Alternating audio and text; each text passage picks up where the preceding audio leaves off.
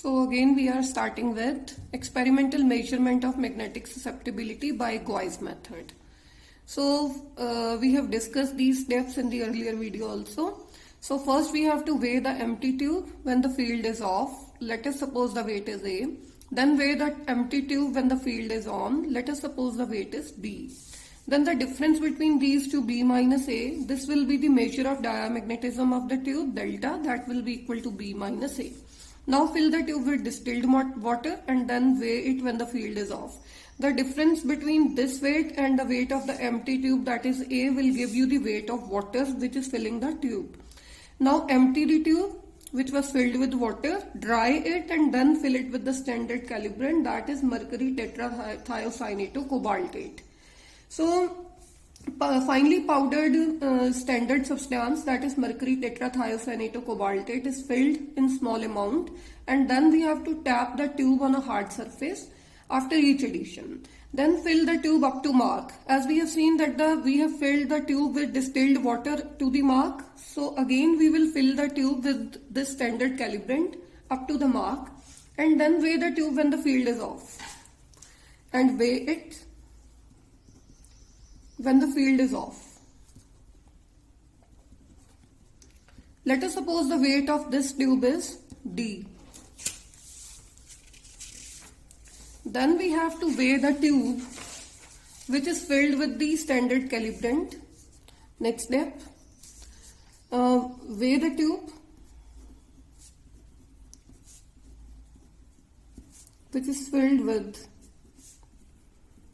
standard calibrant.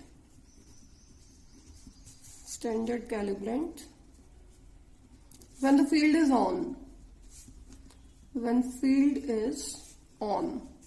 Let us suppose the weight of the tube is E. Now the difference E and D. What is this E and D? E is the weight of the tube which is filled with the standard calibrant when the field is on. And this is the weight of the tube which is filled with the standard calibrant when the field is off. Now the difference between these two weights will give you the increase in weight of the sample. This will give you increase in weight of the sample. As we have seen, the increase in weight of the sample, that is equal to F, that will be equal to E minus D. And delta, that is equal to B minus A. And we have seen that the actual force which is acting on the sample, that is equal to the difference between these weights, F minus delta. Now the volume of water,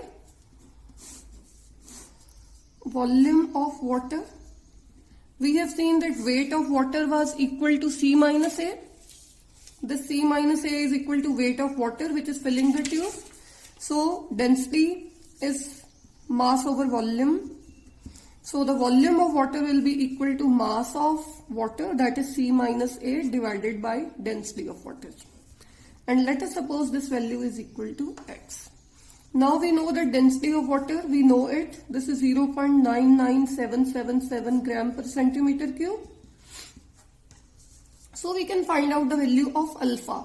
Alpha which was equal to, if you remember, in the Gauss method, alpha was a constant which was allowing for displaced air and was equal to, alpha was equal to 0.029 into specimen volume. So alpha will be equal to 0.029. Specimen volume is this C minus A divided by density into 10 raised to the power minus 6. So if we know these values, then we can easily find out the value of mass susceptibility, which was equal to alpha plus beta F dash divided by weight of the sample.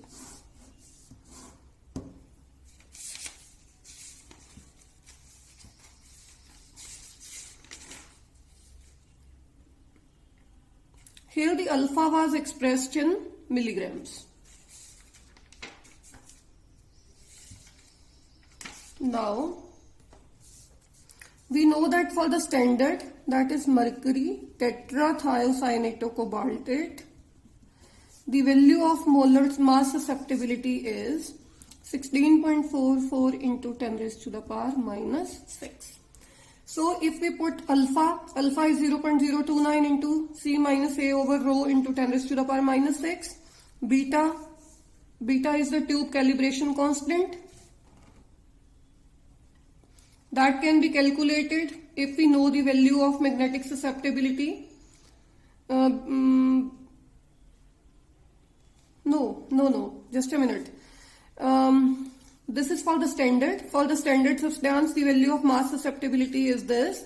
Alpha we know, beta is unknown to us, F dash is known, overweight is known. If we fill the tube with the standard calibrant, then the value of beta can be calculated. From this equation, we find out the value of beta, that is the tube calibration constant.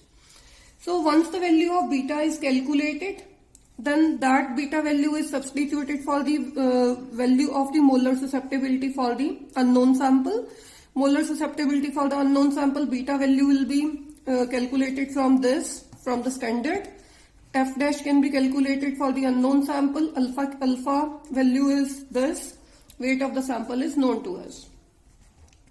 So in order to find out the molar susceptibility for the unknown sample, the same process is then repeated.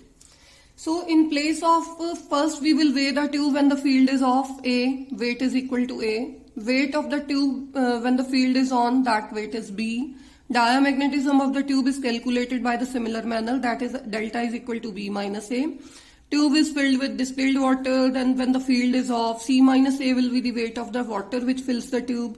Now we empty the tube and dry it and then fill the tube with the unknown sample. In place of using the standard calibrant here, we will fill the tube with sample. So same process is repeated and the force can be calculated. Force will be equal to, let us suppose this is E minus D. But here this E is not the weight of the tube which is filled with the standard calibrant. Here the tube is filled with the unknown sample when the field is on. This is the weight of the tube which is filled with the unknown sample when the field is off. So F can be calculated. In the similar manner, F dash, that will be equal to F minus delta. So if we know the value of alpha, we know the value of beta, we know the value of F dash, we know the value of this, then mass susceptibility of the unknown sample can be calculated by using this relation alpha plus beta F by weight.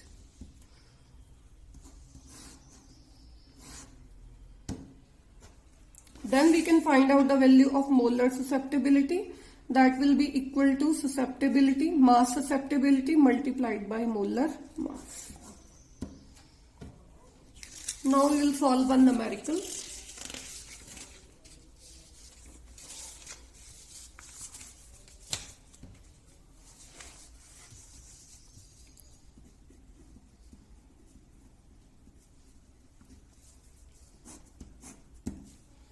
We have a Gouy tube.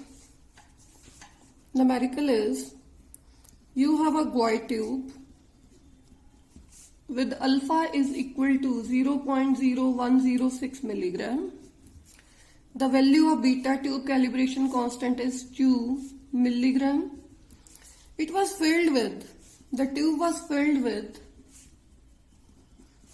418.85 milligram of complex having molar mass 487. Force acting on the sample, that is 7 milligram. When the measurement is done at 27 degrees Celsius temperature, you have to find out molar susceptibility corrected, and then you have to find out the effective magnetic moment. When the diamagnetic correction,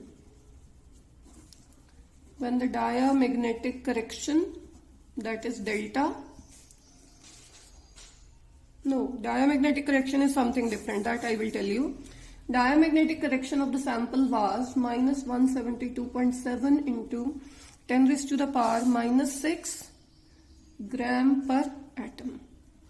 So leave this topic here, this part here. Now we know that volume susceptibility, this is the solution. Volume susceptibility can be calculated by this relation, 10 raised to the power 6. This is equal to alpha plus beta F by weight. So the value of alpha, we know this is 0.0106. Beta is given to us. The force which is acting on the sample, that is given to us. The value of delta, this. No, this is not beta. This is delta. Delta, that is equal to 2.0 milligram, and this is in negative. So we know that the force which will be acting, F dash, that will be equal to F minus delta. First of all, we will find out the value of this. So value of F is 7. This value is negative, so minus 2.0. So the force which will be acting on the sample, that will be equal to 9. Weight of the sample is known to us. So 10 raised to the power 6 into this is equal to this value alpha, 0.0106 plus beta. Value of beta is also given. Beta is equal to 607.98. This is given to you. 607.98. So 607.98 into force which is acting on the sample, that will be equal to F minus delta. That will be equal to 9.0 divided by mass of the sample, 418.85. So by using this relation, we can find out the value of mass susceptibility, that is equal to 13.06 into 10 raised to the power minus 6. And we can find out the value of molar susceptibility, that is equal to mass susceptibility multiplied by molar mass. Molar mass of the sample is given 13.06 into 10 raised to the power minus 6 into molar mass was 487. So the value of molar susceptibility is 6360.22 into 10 raised to the power minus 6. So this is how we can find out the value of molar susceptibility using Gauss method. These two values, that is this corrected value of molar mass susceptibility and mu effective, that you can find out only if we discuss what do you mean by diamagnetic correction and how the value of magnetic moment is related to molar susceptibility. So these two things we will do later on.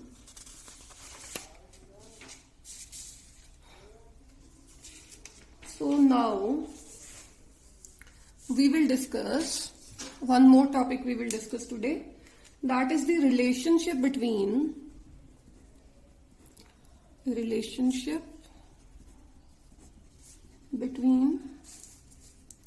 magnetic susceptibility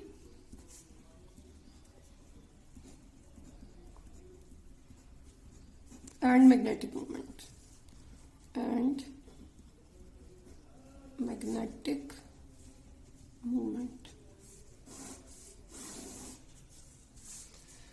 So molar susceptibility corrected is equal to n naught mu square over 3 kT. In this equation, this K, this is Boltzmann constant.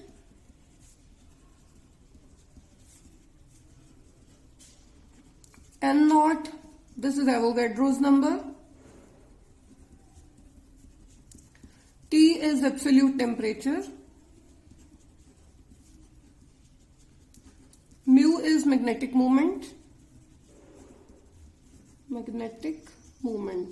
This magnetic moment is measured in Bohr magneton. We have discussed it earlier. What is the meaning of Bohr magneton? This mu molar susceptibility corrected, this is equal to molar susceptibility measured minus molar susceptibility because of diamagnetism. That we will discuss later on. What is this diamagnetic correction? So the molar susceptibility because of the diamagnetism which is present in each molecule, each complex. This is due to the presence of paired electrons. Since every atom is having some paired electrons in it, so that is why it will contribute something towards the total magnetic moment and total molar susceptibility. And the molar susceptibility because of the diamagnetic substance should be subtracted from the measured susceptibility to give molar susceptibility corrected. So rearranging this equation, we can find out that mu square will be equal to molar susceptibility corrected into 3 kT divided by N naught.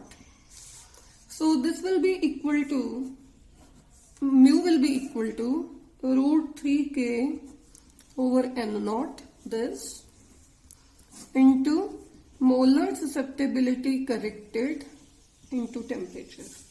Since K, that is Boltzmann constant, is a constant, Avogadro's number is again a constant, so this will be equal to a constant multiplied by molar susceptibility corrected multiplied by absolute temperature. And the value of this constant, that is under root 3K over N naught, this becomes 2.828.